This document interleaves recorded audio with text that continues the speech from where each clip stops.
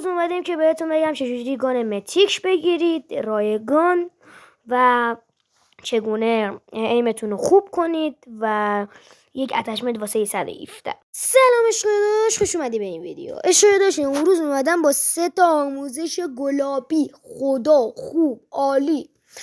خب اشقداش ببین، ما اومدیم که بهتون راهکار این که چجوری گان متیک بگیری و چجوری دریافتش کنی و از کجا باید اصلا دریافتش کنی.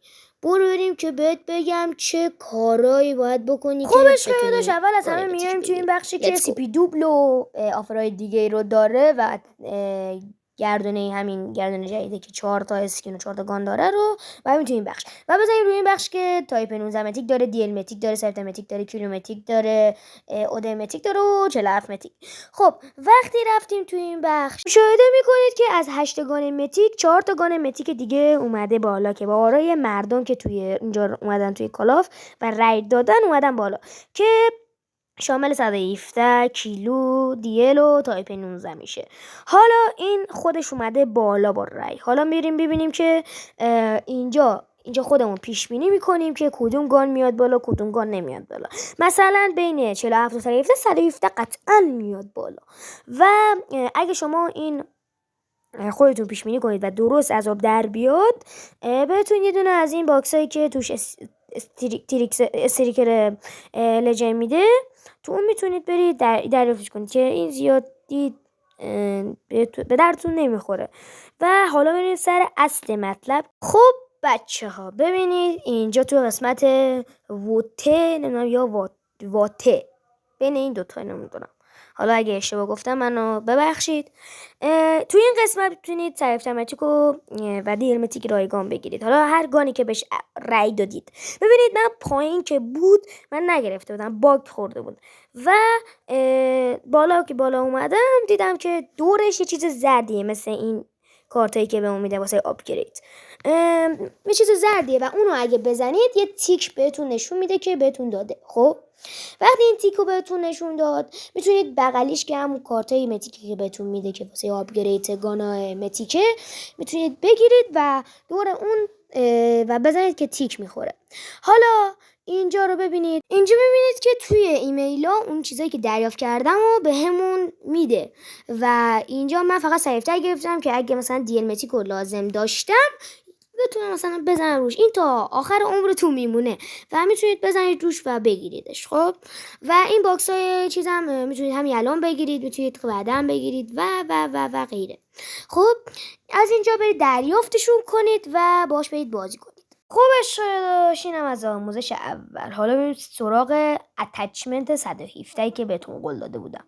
ببینید بچه، این اتچمنت باید یه کاری بکنید تا قشنگ روی انیمی قفل کنه ایمتون و یه چند تا کار باید انجام بدید دیگه، خلاصه که قشنگ این اتچمنت بخوره به بازیتون و بشینه اصلا رنده کنید بشینید رنده کنید با این 117. بچه ها من این 117 رو بهتون تضمینی میگم. ببینید تضمینی که این 117 قشنگ با هر رنجی که شما میخواین بتونه بزنه. حالا برید گیم پلی، حالا گیم پلی هم تو تمرینی، حالا برید خودتون بچینید، باور ندارید، میدونم باور نمیکنید، حالا خودتون برید بچینید که ببینید چه 117 ایه، حالا عشقای داداش برید بچینید. الان عکسشو میذارم واسهتون، برید بچینید حتما این 117 رو. بعد اینکه سریع تمتیکو گرفتید برید بچینید و امیدوارم دل همتون رو شاد کرده باشم با این. حالا یه روزه حالا میتونید چند نفرتون بگیرید، حداقل خوشحال میشید و یه دعای خیلی هم واسه ما میکنید که آموزش رو گذاشتم. حالا شاید بدونید بعضیاتون، ولی اونایی که نمیدونن شاید یک به دردشون بخوره. خب ببینید الان من اینجا فیلتر شکن روشن بود، خب و درست رنج نمیخورد. ببینید و اصلا بعد 1 ثانیه 2 ثانیه بهش تیر میخورد و میمرد. و اگه بد شده بود و این ویدیو یکم بد بود ببخشید، به خاطر کیفیت و به خاطر فیلتر شکن. دم مرامتون گرم که این کارو میکنید و به من انرژی میدید. خب عشقای داشت، اینم از اتچمنت. حالا بریم سراغ ایم خوب. اول اصلا میریم تو بیسیک پایین اینجا نشه اسکوپ زوم، اینا همه رو فعال کنیم.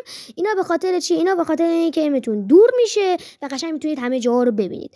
حالا واسه قسمت بعدی که میخواید ایمتون بهتر بشه، میید پایین این قسمت همه رو صفر میکنید، همه رو صفر کنید و وامپی دوفو همه رو آف میکنید. همه رو هرچی هست رو صفر رو آف میکنید. خب بچه ها دیگه ما با قسمت بیسیک کاری نداریم و میریم قسمت سنسیویتی. تو سنسیویتی بچه ها میریم پایین. حالا قبلش بعضیاتون میگید چرا ایممون با این کاری که داریم میگی آهسته میشه و اینا فلان. حالا ببینید امتحان کنید، بعد بهتون میگم کدوم آهسته میشه یا نه. اینجایی که تاکتیکال اسکوپ و اینا همه رو باید روی 1 کنید، که تاکتیکال اسکوپ و اینا ضرب در 4 ضرب در 3 ضرب در 6 ضرب در 8 داره رو همه اینا رو بعد روی 1 بذارید. تضمینی دارم میگم، اگه نبود، اگه درست ایمتون نشد، بیاید هر چی دوست دارید بهم بگید. همه اینا رو خب روی 1 بذارید و هر موقع روی 1 گذاشتید به تمرینی تست کنید که اگر اینجوری نبود، آقا بیاید به من فوش بده، هر چی دوست دارید بگید. خب و این تضمینیه که ایمتون قشنگ روی انمی قفل میکنه.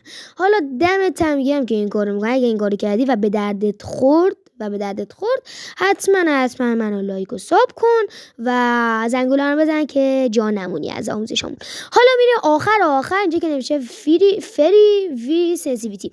این ماره همون چشمکه است که میتونید روی زمینید یا روی چاپرید یا مثلا روی هنوز میخواین لنز کنید، ببینید پشتتون، راستتون، چپتون، ببینید که نمیخواید سفر رو تکون بدید، با اون میتونید ببینید. اگه روی 300 باشه که مثلا با یه تکون دادن قشنگ چپ و راست و اینا میشه. به نظر من روی 65 باشه که تسلط کامل رو داشته باشید روش. به نظر من که این کارو بکنید، البته اگه نظر منو میخواید. و عشقای داداش، اینم از این آموزش بود. دمت گرم که تا اینجا همراه من بودی. خیلی حوصله‌تو سر بردم و مرسی که حمایتم میکنی و دم تک تکتون گرم. ببینید دم تک تکتون گرم. 10 تا ساب دیگه به 400 تا میرسیم. اگه از این ویدیو خوشتون اومد حتما من لایک و ساب کن. چک سلامت.